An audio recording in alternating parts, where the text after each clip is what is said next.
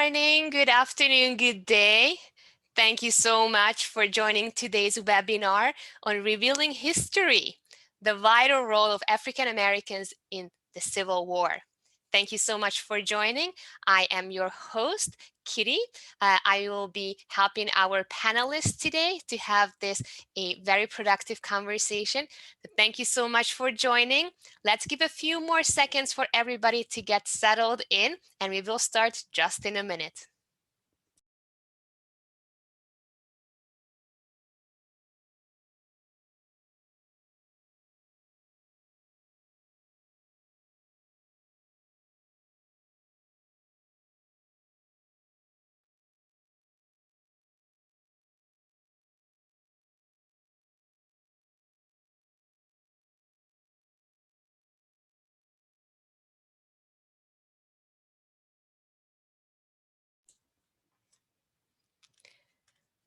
Good morning, good day, good afternoon. Thank you so much for tuning in today's webinar. My name is Kitty. I will be your host today. And before we dive into the content for this webinar, Revealing History, let me just orient you into this webinar surface and how you can interact with us and with our speakers today. So I'd like to bring your attention to two features. One is the Q&A. You can see on the bottom of your screen with little thought bubble icons, Q&A. This is where you can ask your questions. Also, you'll be able to see questions from others. And if you are curious about the same, you can just give that a thumbs up. So it would show up as many people are interested hearing about that particular question. So make sure that you enter your question throughout the webinar. You don't need to wait until the end. Go ahead and just share your questions freely throughout the whole webinar. Now, the second feature I'd like to introduce you to is the chat. That's on the bottom of your screen as well. This is where you can send us comments. If you like something, if you have something to add, if you have something positive contribution, go ahead and just send it there. The panelists will be able to see those, and just make sure that your questions go into the Q&A and your comments go into the chat. That would be really helpful for us to have a really productive webinar with your questions taken into consideration at the very end. And with that, I'd like to give this over to our Masters of Ceremony today, Aaron Carson. Hello and welcome everyone. Thank you so much for attending. My name is Aaron Carson and I'm the Vice President of the DC chapter, the Washington D.C. chapter of Youth for Human Rights International. In honor of Black History Month, we have a very exciting event prepared for you today. We have two keynote speakers joining us who will be sharing some extremely important aspects of American history that you may not know. We do have a tight schedule, and in order to hear from everyone, we will do our best to answer questions at the very end. Feel free to type any questions you have in the Q&A feature that Kitty just discussed throughout the event, and we will attempt to answer as many questions as we can. To start, I'd like to share a short video regarding human rights. This is human right number 1. We are all born free and equal.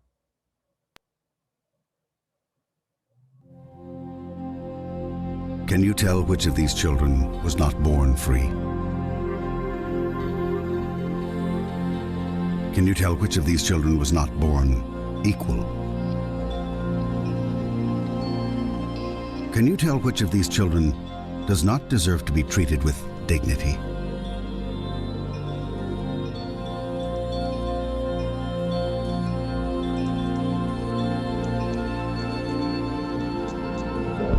We can't either.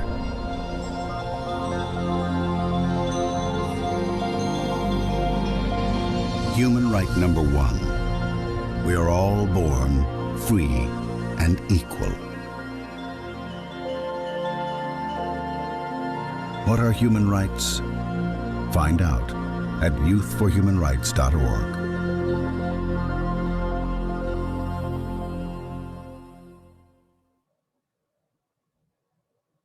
All right, thank you, Kitty. Now we will hear from Frank Smith, PhD, a historian and public figure. After serving 4 elected terms with the District Council, Washington, D.C., Dr. Smith laid the groundwork to establish a national memorial for African American troops who served in the Civil War. Dr. Smith is currently director of the African American Civil War Museum right here in Washington, D.C. Please join me in welcoming Dr. Frank Smith.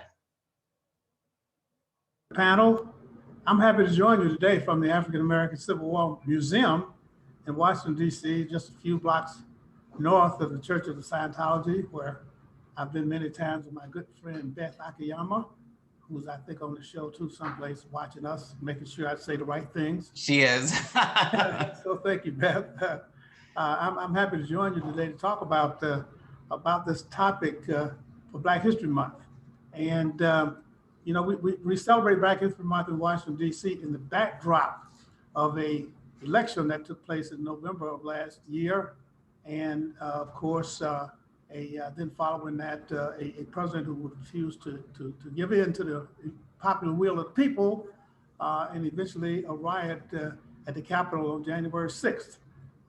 And for African Americans, it was a reminder of how many times we had faced these mobs and protests and things like that. And certainly for myself, who spent 6 years in Mississippi as a civil rights worker, I've seen many of those mobs myself. I've faced them and been endangered by them and sometimes harassed and humiliated and physically accosted by them. But I've never seen anything like that before. This was an invasion of the nation's capital. And for a guy who takes care of a monument dedicated to African Americans who served in the Civil War to help defeat slavery, the Confederates were never able to take over the Capitol during the Civil War. And Robert Lee had an army. Although he tried, he could never breach the Capitol. So it was an amazing event for us. For African Americans, it reminded us really of how much hatred and really mistrust there is out there. And it gets to the basic point here, because in this, the second major political event was the election of those two senators in the state of Georgia, two Democratic senators in the state of Georgia. And you may remember that one of those persons who was running against, I think Warnock, the one who eventually won, said that Georgia never should have allowed 400,000 Blacks and Hispanics to vote in the first place, because they thought African Americans should not be allowed to vote. This is 2020 I'm talking about, not 1860. And so it's 2020. So when I watched the movie there, and you asked me how many of these people were born free and how many of them were not, I think there are still some people who think that African Americans are not free, don't deserve the right to enjoy the great privileges of freedom and voting in the United States. I don't agree with that myself, and I know you all don't agree with it. So we're here today to talk about that and hope that we can get people in America to understand more fully how great this country is and how important it is for us to defend human rights and civil rights here in the United States. So, absolutely. So with that backdrop, let me just make a couple of points. When the Civil War started, there were 3.9 million African Americans who were held as slaves in the United States. 3.9 million. They had no hope of ever becoming citizens. There was a Dred Scott decision a couple of years before that said that the founding fathers never intended that Black people, neither slave nor free, would be citizens of the United States. And so it would take a civil war, really, and the 13th Amendment to the Constitution to overthrow that business about slavery, and then the 14th Amendment to make African American citizens, and the 15th Amendment giving African American males the right to vote. So the Civil War starts. Lincoln finally reaches the point where he can't win this war. He realizes that he can't win this war without ending slavery, and that prompted him to issue the Emancipation Proclamation, which we celebrate here at this museum, because it's that proclamation in paragraph 8 that says that persons of suitable condition will be enlisted into the Union Army. That's how we get these 209,000 names that are on our wall out here at the African American Civil War Memorial. Two of those names are Frederick Douglass's sons, Charles and Lewis Douglas. And so Douglass was not only an organizer, he was a proponent, an abolitionist, a speaker, an orator, but he also put some skin in the game when the war started. And one of his sons, Charles, Douglass really had to work hard. Frederick Douglass had to work hard to convince him to join the United States Colored Troops, because he didn't want to join. He said he didn't think America was worth fighting for, so he wasn't willing to give any blood for it. Lincoln said he had tears in his eyes. He said he teared up trying to get his son I'm Frederick Douglass. I've convinced Lincoln to do this. I've got to show that we're willing to do this. And of course, those two sons eventually do join. They both end up in the Battle of Fort Wagner, the one for which the movie Glory is made about. And you see these two images of them on the screen now. The one on the left is Charles Douglas, and the one on the right is Lewis. And you see the enlistment cards right next to them. And of course, Charles Douglas has a great-great-grandson, Kevin Douglas Green, who's my dear friend, who lives today. And you see his photograph on this organization chart, family chart here. The guy on the lower right-hand corner with the color uniform is Kevin Douglas Green. He was about probably 40 when this was made. He's a little older than that now, well, closer to 60 now. He's a good friend of mine. He's a friend of my son's, lives in Murfreesboro, Tennessee, and he and I do a lot of work together talking about Frederick Douglass. But Douglass eventually ends up with two sons in the war. These soldiers, once they join President Lincoln, they help him win the war. And let me just say, of the 209,000 blacks who joined the war, joined Lincoln in the war, 150,000 of them were enslaved when the war started. They were living in the states of the Confederacy, from Virginia to Texas. So for those people, the Emancipation Proclamation and the creation of the United States Colored Troops really was a legal way for Lincoln to arm the slaves, to put them in these uniforms, send them out on these battlefields, and give them a chance to fight for their rights here in the United States.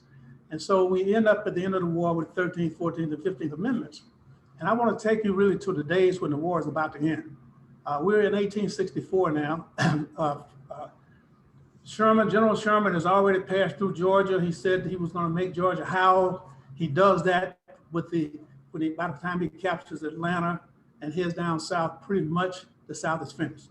I was born in Georgia myself, and people say, well, if there wasn't for Atlanta, there wouldn't be no Georgia.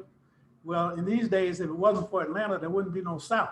To be honest with you, the largest city in the South at that time was Atlanta, and it was sort of the hub of the military hub and the political hub of the military aspect of the South. And so that was Sherman's goal, was to take Georgia. So he's in now late part of 1864. He's in Savannah, Georgia. He's captured the city of Atlanta, marched down through southward all the way to Savannah. He's about to enter the Carolinas. And now everybody knows how this war is going to end. And so the discussion about amnesty begins. Well, now the war is over. We got to put Humpty Dumpty back together again. How are we going to do this? And when that discussion starts, it actually triggers something very interesting in the abolitionist community. The abolitionist community that had developed at the time was really geared toward the abolition of slavery. Slavery was such a cruel, awful institution that everybody wanted to see, not everybody, but the abolitionist movement certainly wanted to see it gone. And they were working hard trying to get it defeated. And they were delighted when this war started. They were glad when it looked like the war was about over. So at the end of 1864, early 65, people started talking about, what are we going to do after this? And we have a school right down the street that's named for William Lloyd Garrison. And that school is named for Garrison. I like to talk about Garrison because Garrison is an abolitionist. Everybody knows his name. He's a true abolitionist. He has a newspaper called Liberator. He's publishing during the war. In January of 1865, he publishes an editorial saying this paper is going out of business because they have achieved their goal. Douglas engages him about this and says, wait a minute, you just ended slavery. African Americans are still not citizens and we still don't have our voting rights. How are we going to live in this new society that we've created here now, where slavery is dead and we're going to have to live? And so this, so in his last editorial, Garrison says, well, okay, if you're considering giving these traitors who have fought the United States, tried to commit treason, and you saw some of that treasonous stuff take place at the Capitol on January 6th of this year. If you're talking about giving these people their rights back who committed treason, well, first of all, Garrison said if somebody commits treason against the United States, they should never get their rights back. There should never be a way they can get their rights back. And all these, certainly the Southern Army, was all treasonous. And as those people who invaded the Capitol a few days ago, I think they were treasonous, to be honest with you. But Garrison said that they should lose their rights and never get them back. Well, Lincoln and his people were talking about how to put Humpty Dumpty back together again. Maybe we got to give them some of their rights back. Giving them their rights back ultimately meant property rights. And so it's at this time in 1864 that we hear for the first time something called 40 acres on a mule, where the government says, well, we'll take these plantations that these treasonous Southerners own, who were slaveholders and who tried to defeat the government and tried to overthrow the country. We're going to split up their plantations among their slaves who are now free, but who need some way to make a living for themselves. And so we're going to split those plantations up and give these people a way to make a living for themselves. And of course, as these Southerners now start to push back, they're saying, you can't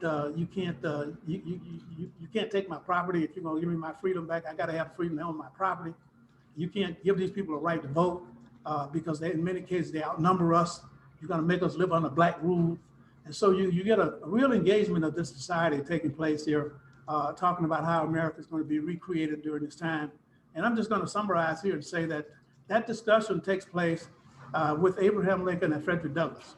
When the war started, only Douglass and Lincoln had an idea how this war was going to end. And of course, in April of and I believe it's April of 1865, Lincoln himself gets assassinated. So now it's just Douglass out here by himself trying to figure out how we, from now until 1890, when Douglass dies, he's engaged in this discussion about how to get African Americans their rights, whether we're going to go to Africa or not, whether we're going to move westward or not. Do we stay in the South on these plantations where we have these numbers? And so this battle that you see now taking place over the right to vote actually originates now at the end of the war, as we talk about how this country is going to be reshaped. And it's really an unfortunate axiom of fact that this discussion has never ended, quite honestly. For African Americans, we're still fighting for our right to vote throughout the country. And in Georgia today, they've just introduced 25 new bills to try to restrict the right to vote for people down in the state of Georgia. So we're going to be in this fight for a long time to come. But I believe that as Dr. King says, the moral arc of the universe is long, but it bends toward freedom. It bends toward justice. And that moral arc is on our side as America really starts to rethink itself and know that this is a great country that we created. It's big enough so we can all be free. There's enough money so we can all have decent living and decent health care. And you're going to see that happen in the next few years. And so that's my contribution to Black History Month for this year from the African American Civil War Memorial and Museum. May God continue to bless America, and may God continue to bless the Church of Scientology. Thank you so much, Dr. Smith. Can you, because I know we talked about this a little bit before, but can you tell us a little bit about the new museum and kind of what's happening with that? Well, we are under COVID and we're under construction. Okay. And we're trying to navigate those two things as we go along here. We just bought a new building. And we're renovating it now. We're about ready to start the actual tenant build out for our exhibits. I'm in a room now full of exhibit items and artifacts and things like that. And when we open our new building, you're going to see this large image that we have of President Lincoln signing the Emancipation Proclamation will adorn our new building. He'll sit out front. And so we're happy to be able to do that. And I'm glad to be able to show that to you this morning. That's so exciting. Yeah, keep us posted for sure, because we would love to hear about when the opening is going to happen and participate as well. Well, we hope it'll happen later this year, sometime around September, October. We will all have had our shots by then. I've had my 2 already, and I hope all of you are getting your shots, and I'm encouraging people to do it. We all get our vaccinations by then. We ought to be able to reopen sometime later on in the fall of this year. Awesome. Thank you so much, Dr. Smith. All right, so let's see. So we're going to do a quick poll question to keep you all engaged and kind of maybe challenge your memory of that conversation. So by the end of the Civil War, approximately how many African-American men fought? A, 6,000, B, 65,500, or C, 209,000? Let's see if you guys remember what Dr. Smith said. All right, we're starting to see them come in. Okay, we have half of the group who has already voted. Let's see if we can get a couple more votes. So if you're still here and you want to challenge your memory, just pick your vote.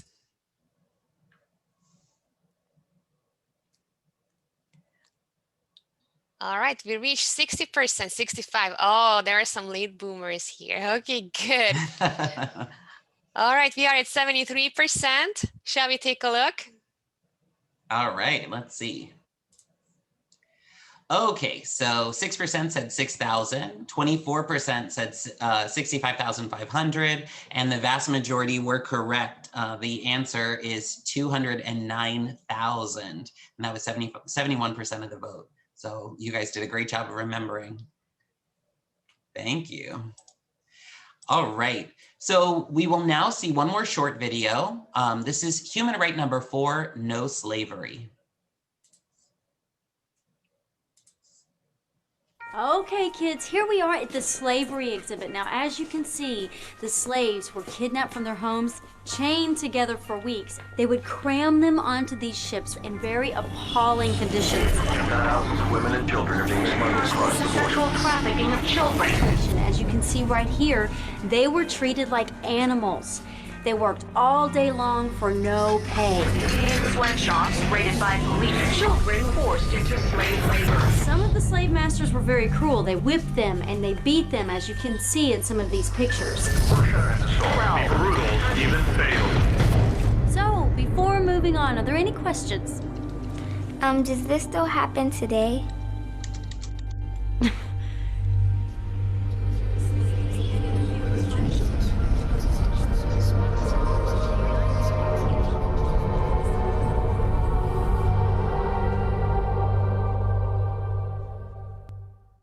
Such a powerful video.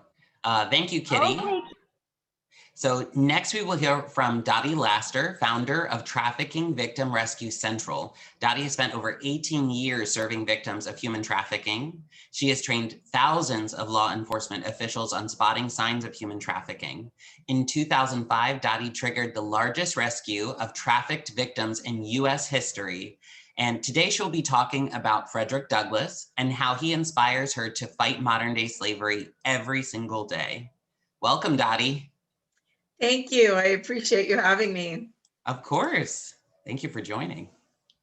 Well, this is one of my favorite speeches to give, as I do many, but speaking about history and how it guides us to where we are is definitely one of my favorite times to get out and talk. And I appreciate Dr. Smith as well. I learned a lot and look forward to the museum opening.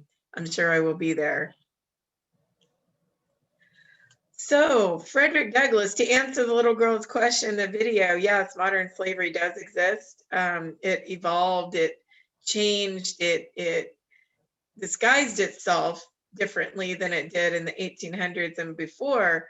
But as Dr. Smith said, there was, I think, 3.4 million enslaved in historical times. Estimates are in current times, at any one moment, there's 28 million enslaved. So slavery is actually more prolific now than it was when it was legal. And so it is important to look at history and see how we stopped it before. I start with Douglass, as you'll see, he's behind me here. He sits wherever I am, over my desk. When I was 8 or 9 years old, I read about Frederick Douglass, and he so inspired me in every way possible.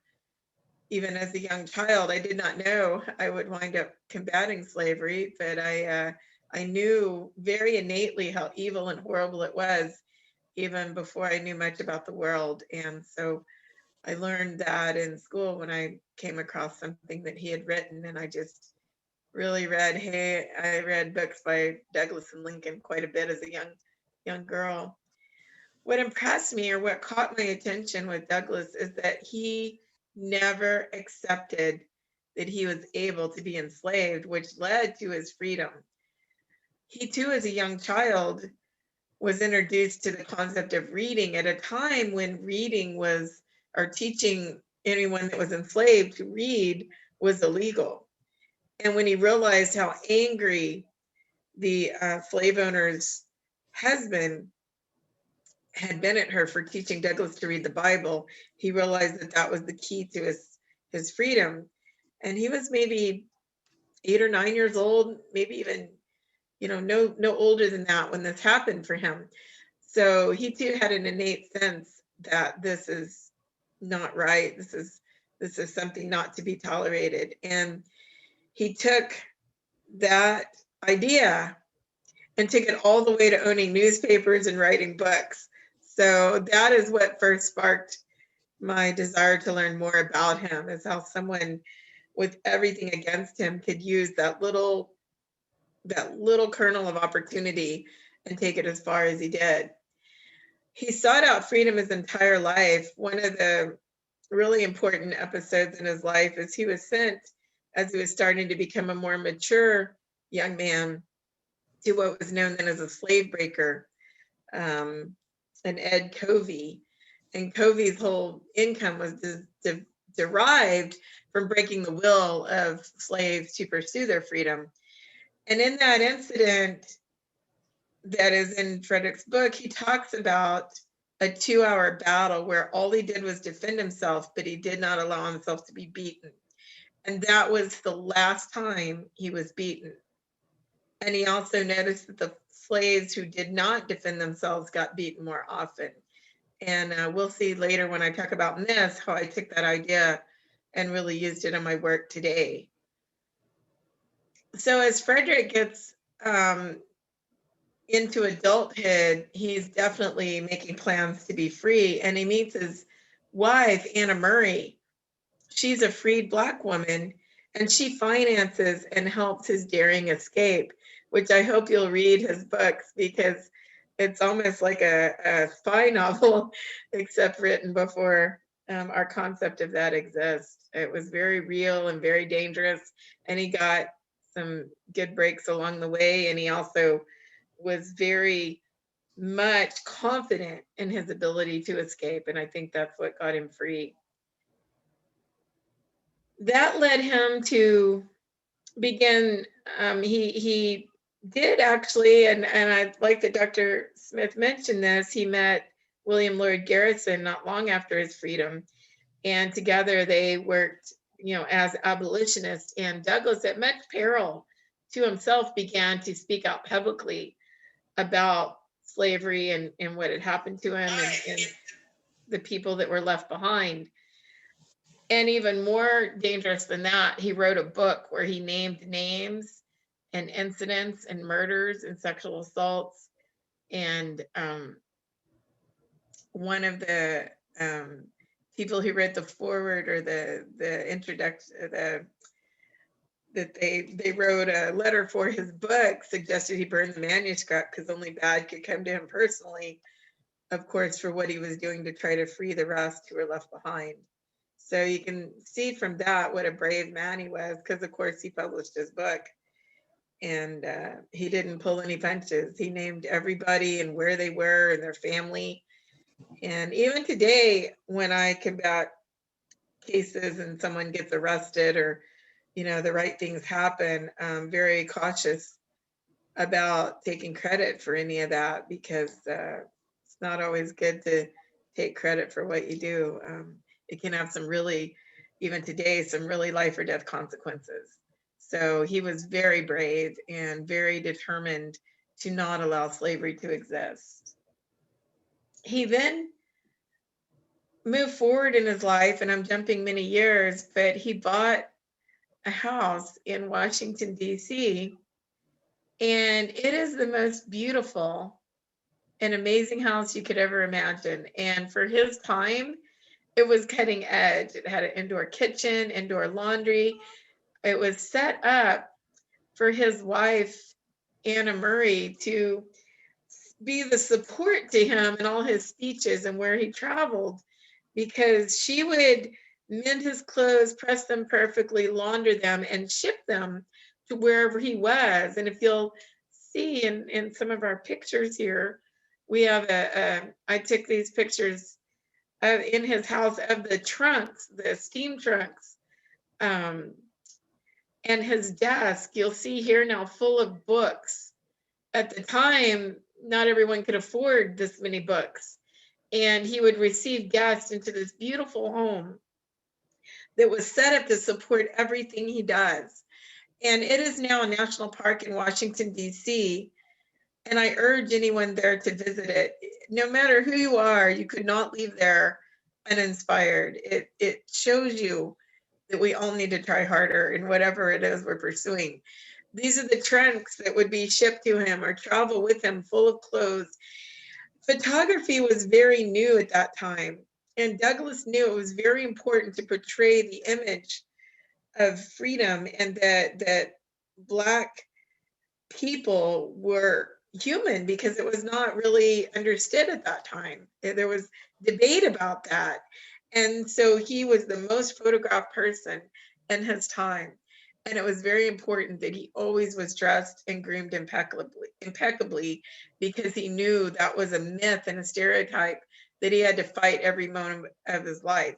And so he set his entire world up to do that with the support of his wonderful wife, Anna Murray. This is the home. And what's interesting about this home is the man that owned it before Douglas had put in a document that it was never to be sold to an African American or a Mexican, and I think he had one other criteria. But Douglas, you know, if you learn about him, you'll know that that's just a challenge and a stereotype that he's going to destroy, and he did. So he bought this home, and I believe it was about 40 acres when he bought it. And it's 6 miles from the Capitol, where he walked every day until it has a view. I took this picture in his front yard. You can actually see the Capitol and the Washington Monument, many things around DC you can see from there. But he walked there, and it's a very steep hill, by the way.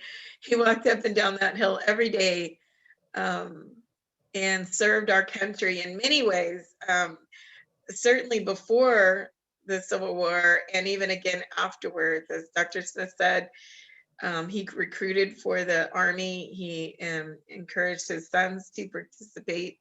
He later became a U.S. Marshal, which is kind of, again, back to Douglas's way of dealing with things. U.S. Marshals had been the one tasked with pursuing fugitive slaves. So when he'd escaped, they actually would have been the ones to return him to his slave owners. And so it was another way that Douglas said, I don't acknowledge that. And he actually served our country as a U.S. Marshal. And I just think that's so stunning. He was also the first African American to be confirmed by, I believe, the Senate for his position. So he actually had to go and be, you know, interrogated and confirmed and voted on. So he just took all those things as a challenge, not a something that he had to accept. And so I love this home. It's now a national park due to his second wife. After his first wife, Anna Murray, died after 40 years of marriage, about 3 years later, he married Helen Pitts. And Helen Pitts was a white woman. And so can you imagine at that time period to marry a white woman, where now women's suffrage was a very important issue for the nation. And Douglas fought for women's rights to vote.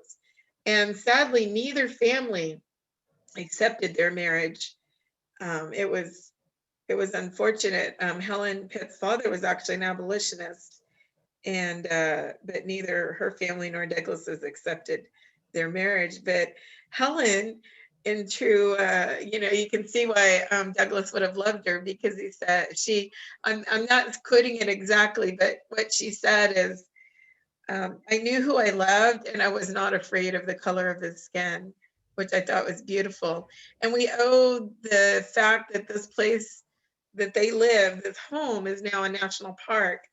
Douglas died in the house right there as he had just come home from a meeting and was heading out to another meeting on women's suffrage. He was speaking with Helen, and he collapsed in apparent either stroke or heart attack at age 77 on the front steps of this beautiful house with this beautiful view. And then his wife, Helen Pitts, made sure that this became protected. She worked hard to pay off the home and make sure that it could be preserved, so that we would all not only see this home they lived in, but see the actual contents that had been in the home with them. So when you go there, those are actually his trunks. That's actually his desk and his books. And so I urge any of you, anytime you're in the DC area, to go to Anacostia and visit this national park. I just guarantee you cannot leave uninspired. So this leads me up to the same myths and truths and the same, I certainly could never be as tough as Douglas was in the face of the slavery he endured. But I do learn from him and break down the same myths and barriers we have today. Some things like the willing prostitute, or that pornography doesn't harm, or it's victimless. And so I go back to Frederick Douglass's words, one of his speeches. One of my favorite ones is the speech on the 4th of July. What is 4th of July to a slave? And he very directly, which I really appreciate, he very directly calls out the myths and misconceptions. And so I use his words, or be inspired by his words quite a bit when I'm either speaking or working with police or courts. I do a lot of court testimony. And so I have to be able to effectively tear down these misconceptions that our society excuse me, allows to continue, that also provides distraction and disguise for modern slavery. Much like Douglas, I say we can't accept it. We cannot accept that in the United States or in the world, we've allowed slavery to continue. And I do my best wherever I can to not accept it. That doesn't always make friends. And even Douglas and Garrison split ways at one point. Both abolitionists split ways and then came back together. So the conflict that surrounds slavery is endless, even in between people combating it. I get calls all the time and people saying, I'm working on trafficking and slavery, and I got this, person upset with me, or this agency, or this law enforcement guy. And I go, you're doing it right. It's not smooth sailing, it's bumpy.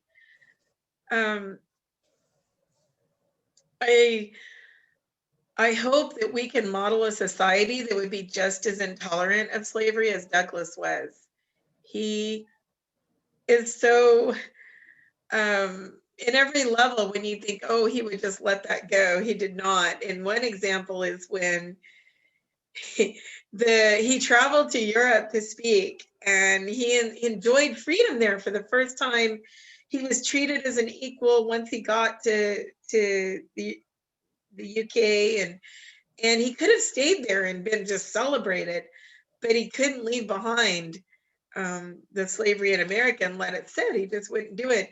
And going back, he was very much at risk of being recaptured, because now he was really public, and he had already written his book and called out names. Well, some friends and supporters of his bought his freedom for $711. And to which Douglas, I just love this about him, he said, thank you very much, but my freedom was never yours to purchase. And that's the kind of intolerance of slavery he held. Even when it benefited him, he would not accept it. And I want our society to step up in that idea that we don't tolerate forced labor, commercial sex, stripping, porn, prostitution, domestic servants. These are all types of slavery that exists today. And it's not rare, it's actually common. There's a study done in Texas where 300,000 are 300,000 just in Texas are, by the research, deemed to be enslaved. And in the United States, we don't know, because it keeps adding each year. So also, when I talked about Covey, where he broke down the will and tried to beat Douglas, and that happens today. The pimps, the minders, the controllers, they use the same tactics. And so it's just as brutal as what he describes in his book. And I just assisted in a case here in San Antonio where 3 men beat another man on video, where he is without clothes, and they beat him into a coma.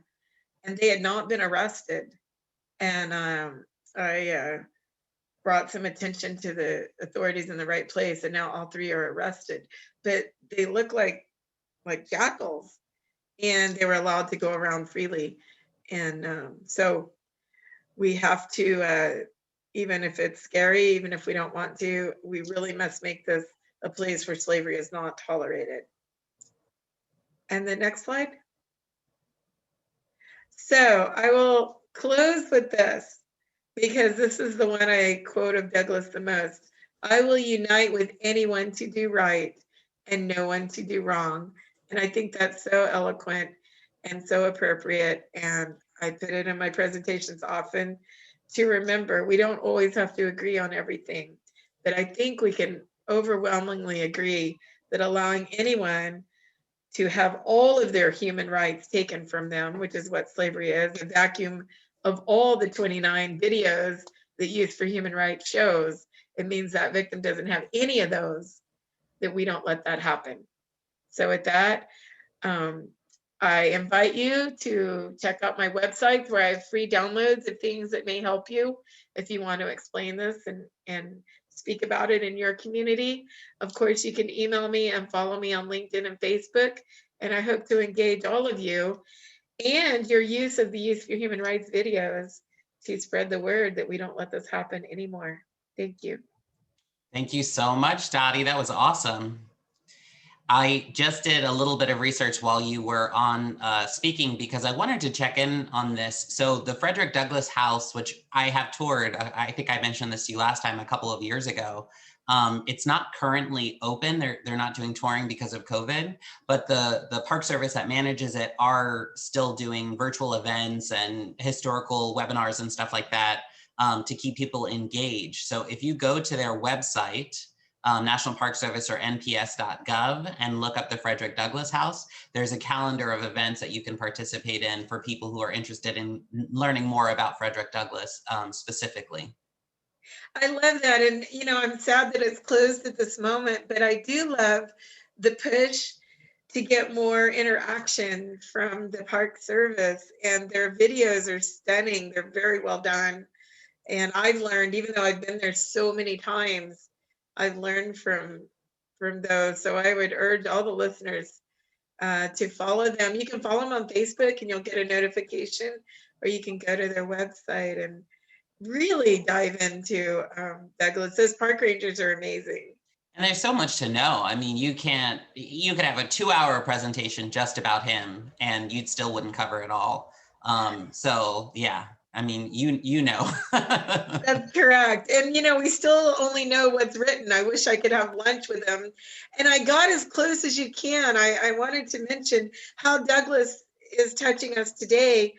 When I worked at a nonprofit in San Antonio that did missing children and missing and trafficked children, I was helping a woman, and I always keep Douglass above my desk.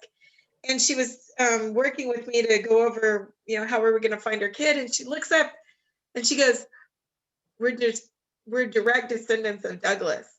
And I smiled and I said, well, I know I'm going to find your son then. And of course we did. And he was being trafficked.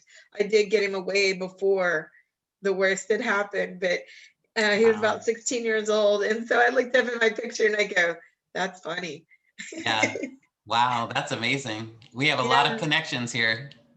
Yeah. So I just feel very blessed. And I'm so glad that I do get the privilege of speaking his words and having his spirit around me. And at that time, that was I'll never forget it. Yeah, I can imagine. Well, we have another poll question. And again, this was mentioned in Dottie's presentation. So let's see how well you guys remember, okay? Approximately how old was Frederick Douglass when he passed away in 1895? 65, 77, or 90 years old? Let's see if you guys remember. And we say approximately because even Frederick Douglass actually wasn't certain of his age due to the fact that he didn't know exactly what year he was born. So it's fascinating stuff. And I love it. He picked February 14th as his birth date. Yeah. Because it was Valentine's Day, and he died February 20th. Wow. Now we have the answers coming in. We are at 73%. So let's take a look of your Okay. votes. Oh, you guys are paying attention. Okay, so 65, so 16% said 65, 79% said 77, which is the correct answer, and 5 said 90. Just a real quick comment on this. We talked about this a little bit the other day when we were prepping for the event, but this is unheard of for someone, an African American at that time, to live that long as well. You know, I think the average mortality rate at that time for African Americans was what, in their 30s or 40s. So to see, you know, someone like this in this position live for so long was quite astounding as well, and just goes to show the many accomplishments and how determined he was to do what he did. Yes, and he even worked out before working out was a thing. That's one thing I learned on my visit there. They have a little set of dumbbells, and every Yeah. morning he would work out. And of course, he walked 6 miles both ways, so 12 miles a day. So I'm trying to do that. I don't know how he did it. It's amazing. Yeah, exactly. All right, so we will now see one final video. This is on human right number 29, responsibility.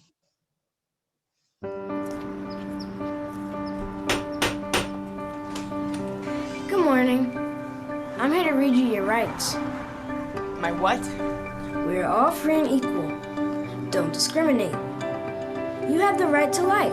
You have the right to life and to live in freedom and safety. You have a right to education. You have a right to your own things. You have the right to social security. You have the right to play. You have the right to democracy. You have the right to asylum. You have the right to take responsibility. And no one and nobody can take these rights and freedoms away from you. Why are you doing this? You have a right to know.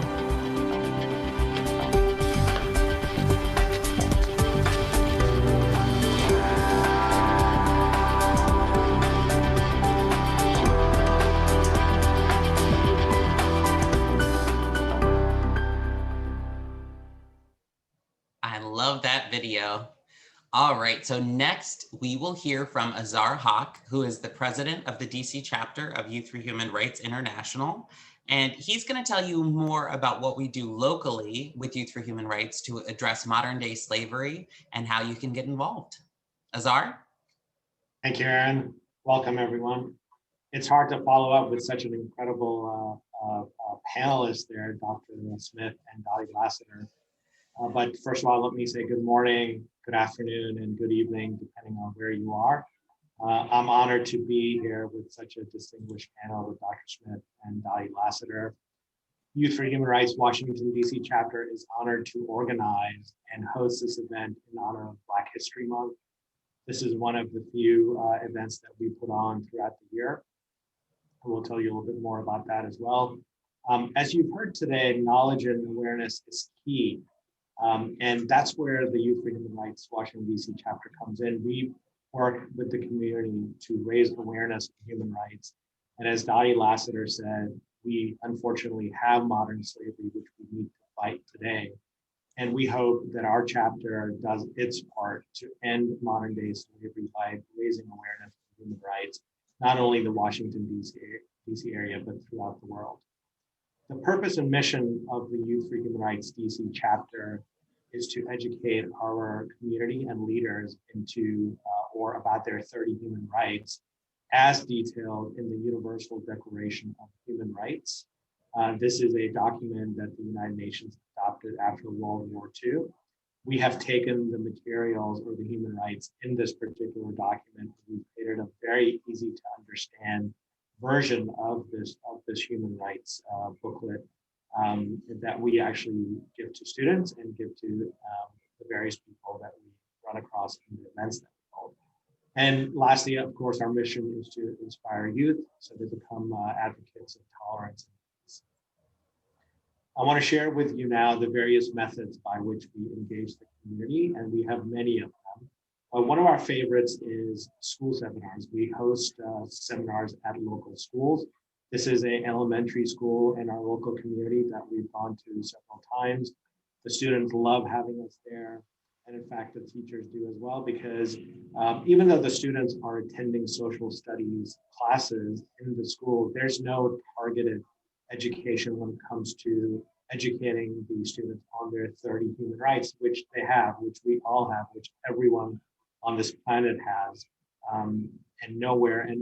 And I'm sure as you think about your school or your years of going to school in the past, there was no such education which taught you what your 30 human rights were. I'm sure you learned about freedom of speech, freedom of assembly, but there are 30 human rights that we're all entitled to. So the students love having us there. The teachers do as well. It's very interactive. And this particular school has called us back 3 or 4 times. Unfortunately, due to COVID, we have not gone back in person, but we cannot wait to actually go back again and start this activity. Howard University, which is a famous local university. In fact, the new vice president of the US is an alumni of Howard University. They hold a safety fair every year. This is for incoming students to orient them to the school and how to be safe on campus. Howard University invites us every year to share our materials of human rights to the incoming class and the student body. National Night Out is an event that's put on by the police department throughout the United States. They actually set up these events throughout the local community. And again, this is all over the US. We, every year, except for this past year due to COVID, have had a stand where we've passed out our human rights booklets to the community, to that local community. International Day of Peace. In honor of this International Day of Peace, we did a pop-up museum where people were able to walk through and not only look at art, but also pick up the message on human rights and learn what their human rights are. As I say, music is food for the soul. We utilize music to get the message of human rights out to not only the people attending the concert, but in the local community. This is a concert that we held. We've also held concerts on the National Mall during the Cherry Blossom Parade, and we're looking forward to getting back to some of this activity when the world starts to open back up. We also provide public human rights training and certifications. This way you can become a certified human rights advocate, which just means that you have gone through training where you can then speak in depth about the 30 human rights, how they came about, and defend those rights not only for yourself, but for the people around you. In honor of Human Rights Day, which is in December, we've held marches on the National Mall. This is one of the marches that we held. As you can imagine, there are thousands of people that are there. This march was started at the Lincoln Memorial, and we ended it at the World War II Memorial. Thousands of people in attendance at the mall, just visiting the mall, and we used that opportunity to pass out our booklets, do interviews with media, again, get the message out on human rights. Booklet distribution is a key part. I talked about this a little while ago, where we've taken the Universal Declaration of Human Rights and we've put it into a format that's very, very easy to understand, regardless of, you don't have to be an international human rights attorney to understand it. It's very simple to understand. So we take advantage of these free little libraries that have popped up around various neighborhoods. I believe this is all over the US, but we certainly have them in this area. And we drop off our booklets in these little free libraries. And at times we've had to go back and refill because the booklets are gone. Next slide. Great. And also, living in Washington, D.C., there are many, many festivals and various events that take place. We try to participate in as many of them as possible, pass out our booklets. Again, it's all about raising awareness of human rights. Social media, we live in a digital age, so it's important for us to have a good footprint in social media. We have an average of about 2,000 to 3,000 impressions monthly. We are on Facebook, Instagram, and Twitter, and also Indeed as well. This statistic is a little bit dated, but provides a good sort of reference point. We had 5,400 people who were reached in April of 2020, and 65 new page likes. That number actually has grown. And with this event, just one of the posts that we had done had gotten over 4,000 reviews. So we've significantly increased that area as well. We have people who reach out to us on our Facebook page, on Instagram, where we provide whatever aid and support we can provide to them depending on their question. Congressional Office Visit Advocacy, because given the vicinity where our chapter is to the most powerful government in the world, we utilize that opportunity to visit our Congress members or representatives, and we advocate for bills that are anti-trafficking, that are pro-human rights. And again, given the unique opportunity of where we are, we try to take full advantage of that facility being available to us. But that is the Youth for Human Rights Washington, D.C. chapter. We realize the location, or we realize the fact that we are in the most powerful city in the world, and we understand the responsibility that we have on our shoulders to get the message out on human rights and modern day slavery, do our part to end it, and also not only locally in Washington, D.C., get the message out throughout the world. So thank you again very much for being here. Thank you to all the audience and the panelists for being part of this seminar. And Aaron, back to you. Thank you, Azar. And thank you to Dr. Smith and Dottie for participating today and sharing your stories. We have actually quite a lot of questions that have come through, and I want to take a few minutes to ask them.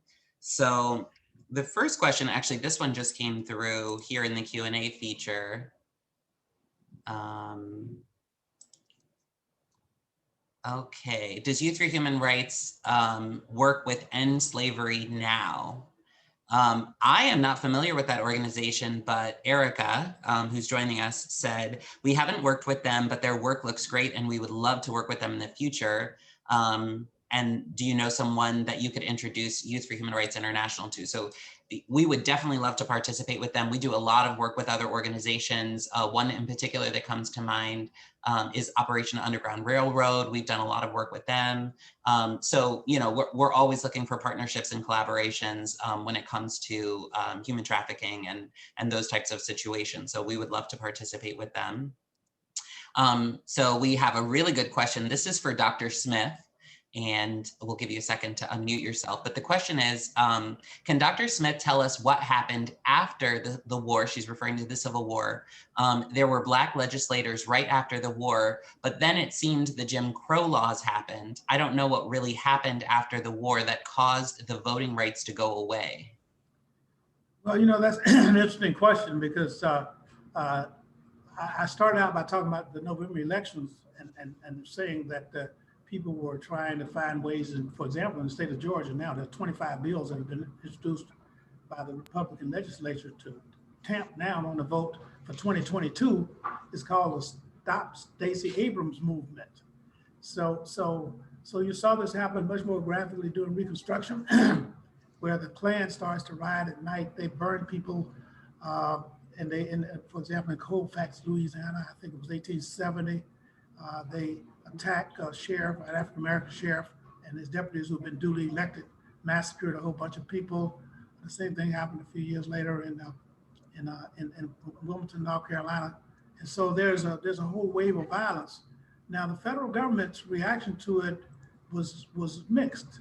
For example, at one point when General U.S. Grant, who led the Union Army during the Civil War, the victor in the war, became president of the United States. And during his tenure in office, he sent the army back into the South to attack the Ku Klux Klan and wipe them out actually for a period of time. They don't reappear until around 1900, 1903, about the time the NAACP is forming too, by the way. So it's a protracted fight where the segregationists and the Ku Klux Klanners and the Jim Crow Party eventually wins, and African Americans are drawn off the voting rolls. Voting is an important thing in the United States, and I think that that I don't know how else to explain it. Voting is important. Voting is speaking. The way you speak in a democracy is with your vote. And if people take away your right to vote, you can't. It's like covering your mouth up and taking away your microphone. You don't have a right to speak. And so it's important for us, and I think that's one of the reasons why there's such a campaign now to try to take away that right to vote, creating these requirements that you have 2 or 3 IDs that are issued by the local authority in order to prove that you're who you say you are, and moving these polling places around from where they were located before 2 or 3 miles away someplace else, and you don't find out about it until you show up to vote. Then you realize your polling place has been moved. So there are a lot of things that they do to harass people. But thank God what happened in the state of Georgia, I can tell you this right now. I was born in Georgia. I was down there 2 or 3 times. I violated the COVID laws to go down there 2 or 3 times during the election. And people turned that election into a civil rights movement. They said, look, Dr. King started this fight. John Lewis started this fight. SNCC started this fight to get the right to vote. They're not going to take our right to vote away in Georgia. And I hope that that fighting spirit will keep up down there and throughout the South and throughout the country, really, where people see voting as their way to protest and their way to speak in this democratic society. Yeah, and then we just had a attendee make this comment. The Jim Crow laws were a result of the South's refusal to recognize newly enslaved. It resulted in their rights being taken away and continue restrictive methods toward African Americans. So just in case you didn't know that. And Dr. Smith, this is another great segue into this question. Today's political climate is working to pit Americans against one another, trying to divide people by race or political views. How can an increased understanding of history of the Civil War and the Constitution help the American people reach a point of mutual respect and understanding to uphold the original positive intentions behind America's founding? Wow.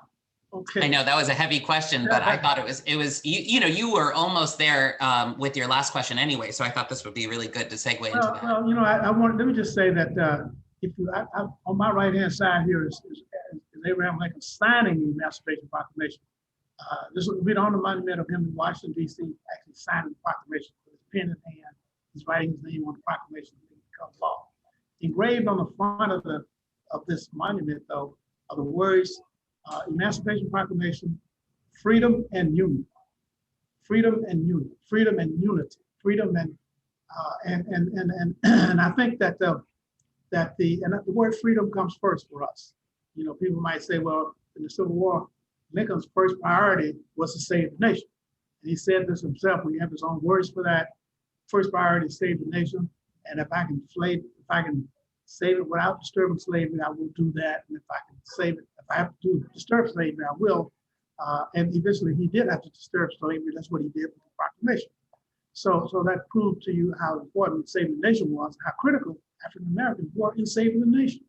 So we wanted freedom, and eventually realized we wanted union also, because those basic tentacles of the Constitution would become our protection once we got the 14th Amendment, which made us citizens and guaranteed us all the rights of citizens that under the Constitution. So it's a long struggle, it's a long fight, but I think we have to keep reaffirming our belief in the value of democracy, the value of diversity. This is a diverse nation. It was started with people coming here from your immigrants, coming here from all these different countries, and African Americans were brought here as unwitting participants into this situation as enslaved persons. But we've earned our right to be here through all these years, all the fields we plowed, all the bodies that have been buried behind these churches, and all the wars we fought in, where we've given our blood, not only in the Civil War, World War I, World War II, Korean War, and others. We paid our dues here. Anybody who thinks we don't have a right to be here now, they must be asleep under a rock or something, because we've earned our right to be here, our right to full citizenship in the United States. I think we just have to keep reaffirming those rights, and we have to keep reaffirming them, not only for us, but for others as they come here too. And this is an important thing about the African American community. We not only made it a better place for us, but as we pushed for our rights, we also pushed for women's rights. You heard that about Frederick Douglass a few minutes ago. And we also pushed for gay rights and for the rights of people who come here in the immigrant community. Once they establish themselves here in the country, to pay taxes, they marry here, they have children, the children go to schools here. They ought to have the right to vote. They ought to have a way to become full citizens of the United States. And so we not only open it up for ourselves, we open it up for other people. And that's become a real value in this country. And I think at the end of the day, the strength of America around the world is going to be the fact that it has figured out after all these years of struggle, there are many other countries how to deal with this great problem of diversity, how to integrate people into our society, embrace them as citizens, and help show them that they can make a living here and they can take care of their families. That's what the strength of this country is, and I think that's the message that we send around the world. It's not perfect yet, and we still got to build that more perfect nation. But I think we have to keep trying. Absolutely. It's interesting just to comment on this a little bit, but I work with a very diverse staff from many different countries. And I was at lunch with my team the other day, and we just kind of started chatting about what countries they came from and why they decided to come to the US, because that particular table, that group of staff that I was with, each person came from a different country and had willingly participated in coming to the US. And each one of them answered the exact same way: for opportunity. And it just makes you realize, how lucky we are to be American in a lot of ways. But there's still so much further to go. We have a lot of opportunities, and we do need to recognize that privilege in comparison to these other countries. But we also need to keep our eye on the prize, moving forward in that direction of ideal that's so clearly stated in the Constitution. And it's just a really interesting topic. Well, could I just say one last thing? Yeah. In the closing exhibit at the African American Civil War Museum, I put up a chart. And I did this because, we start with the Civil War, we go through slavery, we go through war here. But I wanted to send people away with some hope and some joyful noise about what actually was accomplished by all of this. And primarily, I did it because I'm now a grandfather. And I've got young children now, grandchildren, and I've got to motivate to go out in the world and try to do the right thing and find their cause in life. And so I put this chart together, which shows, we look at African American income, we look at the number of African Americans who graduate from college and universities, and the number of registered voters. We start with 2000, we started at 1950, we go up to 2008, the year that President Obama was elected. That's the year we stopped. We're upgrading that number now. And for example, in 1950, there were like 700,000 African Americans. It was like 75,000 African Americans enrolled in college in the United States. By the time we get to 2008, the year that President Obama runs, that figure is almost 2.5 million blacks who are going to college in the United States. At that time, there were only 250,000 seats in all the black colleges combined. So we've got almost 2 million people going to colleges where they couldn't have gone before the Civil Rights Movement. So they're enjoying opportunity and they're earning money and things like that in life. And my daughter was married to a guy who's from Nigeria, a wonderful young man, father of 3 of my grandchildren. And he was born in Nigeria, educated in England, London, England, came to the United States. And when I asked him, I said, look, you were educated in these British schools and British high school when he was in Nigeria, and then went to almost automatically to England to college. I said, you went to college, and then why did you stay over there? He said, you can get educated in England, but you can't work there. So you get educated there, you earn your money in the United States. And so we've opened this country up not just for African Americans and for people but for other people who will come here from around the country. We've got a large Ethiopian community here in Washington, D.C. Yeah. Because of this, the great advancements that have been made here. So it's an important story. It's one I think we have to keep talking about because we have to keep believing that what we do makes a difference. Absolutely. Thank you, Dr. Smith. I have a question for Dottie now. Okay, so Dottie, what do you think Frederick Douglass would do today to combat human trafficking, and what message would he give to the people? He would say, agitate, agitate, agitate. One of my second favorite quotes of his. Absolutely. He would not tolerate it. And in ways he did speak out in some of the things we see today. He talked about the women slaves being, he doesn't say the word prostitution, but he describes prostitution and how they were used. And he definitely did not tolerate it. And I would love to have lunch with him and pick his brain. Yeah, absolutely. Okay, next question. This is also for you, Dottie. Black and brown girls are more likely to be trafficked. How do we reduce the demand for sex slaves? And what are some of the everyday actions we can take to change the culture in the US and stand against slavery? Well, start with a myth. I wish it was able to be defined into one social group, because then we could stop it. But actually, in studies and experience I've worked with, it does not discriminate. It actually does not discriminate male, female, disabled, intelligent, any race, any socioeconomic status. And an example is a victim I rescued recently. She was so well off that her parents had a private jet when I found her. And she was trafficked in a most brutal way. In fact, did not survive due to the trafficking. And so it doesn't discriminate. How we can stop it? We need to start with understanding that a large portion of it, not all of it, but a large portion of it is commercial sex. And we don't need to allow places of stripping, porn, or prostitution to be licensed in our communities. Why we allow those, I have no idea. I fight it all the time, and it seems to just fall on deaf ears. We also need to watch where we buy, and not who we pay, but where our labor comes from, because quite often who we pay is not who does the labor. So we need to look at who's mowing our yard, who's cleaning our house, who's cleaning our offices, and be sure that those people are getting paid and have freedom. And sometimes they even do get paid, but do they have freedom?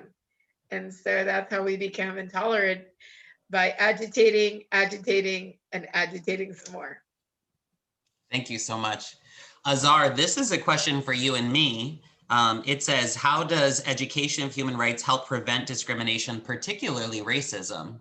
I mean, to me, I think it's a no-brainer. When you and I know from going into schools and delivering the seminars and educating kids, you know, when you instill in people, especially in a very young age, the sense of equality, the fact that human rights exist, this idea of anti-discrimination, anti-bullying, I think it just automatically changes the context of how they view life, you know, whether they got it from television, whether they got it from their family, whether they got it from their friends. You know, there's like this innate sense that children have about things, and it kind of alters that and puts it into a perspective that does leave room for equality and for a sense of responsibility over their actions and the actions of others, you know? So to me, I think by educating kids, it's just, you know, the only way to do it is to get the education into the school systems and make it something that is enforced regularly. Absolutely, Aaron. And what we have seen is a lot of schools, or some schools in particular, have called this in because they have a lot of bullying going on, right? And what is bullying? Bullying is a form of discrimination, right? You are bullying someone because there's some aspect of that person you don't like, whether it's their color, their height, their weight, whatever it could be. We've actually gone back to those schools after we've done the seminars, and they have told us that the incidence of bullying has gone down. And in fact, there was one particular story which is quite amazing. We did a seminar at a local elementary school, and we found out later that a student, must have been, you know, maybe 7, 8, 10 years old, somewhere in that range, was contemplating suicide. And after our seminar, he went to his teacher, disclosed this to the teacher, got the support that he needed, and was back in school and doing well. This happened as a result of the seminar. So I didn't get the specifics of what he was facing in his life, but you know, this message, as you said, is very powerful, right? Knowledge is awareness. When someone knows they actually have these rights, then they can be responsible for them. Absolutely. And it's funny that you commented on that, because that was the next question. It had to do with whether or not our educational seminars and the work that we do in schools has resulted in a decrease in bullying in schools. And obviously, you know, it definitely does. And it makes a huge difference. We've even, you know, had them establish clubs where they, you know, they have like anti-bullying and anti-discrimination groups within the schools, and the kids work together and go over the materials and the information and spread the word themselves. So it makes a huge difference. Yeah. Yeah. So we're running a little bit over our time, so I'm going to wrap up at this point. I know we did get a question at one point asking for materials or basically information on where people can volunteer. That came from our Facebook live post. And, you know, definitely contact us via our Facebook page. Those are monitored very heavily. We have Tiana, who's on the panel now. She monitors our Facebook group. We also have Pari, and both of them will make it a priority to connect you with us if you're interested in volunteer opportunities. A lot of the work we're doing now is being done virtually as a result of COVID, but there's always something to do. And again, here's the contact information for Dr. Frank Smith, AfroAmericanCivilWar.org, and for Dottie Laster, Trafficking Victim Rescue Central.org, and for us, YouthForHumanRights.org. So, you know, we definitely have contact information. We can easily be reached out to through those panels and through those websites. But yeah, we would love to hear from you guys. And it's been such a pleasure having all of you joining us today. Thank you so much for attending. And once again, to our speakers, Dr. Smith, Dottie, Azar, thank you so much for being here and joining us.